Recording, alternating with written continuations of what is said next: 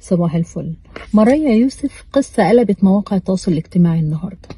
بنت حلوة كانت شغالة عند دكتور وقالت ان هي اتخطبت للدكتور. الدكتور طبعا مسلم، البنت مسيحية، فالكلام كتير وهجوم عليها من قبل المسيحيين. البنت نزلت على صفحتها ان هي اتخطبت او مخطوبة من سنة، وكتبت تاريخ الخطوبة وصورة للدبلة بتاعتها هي وخطيبها.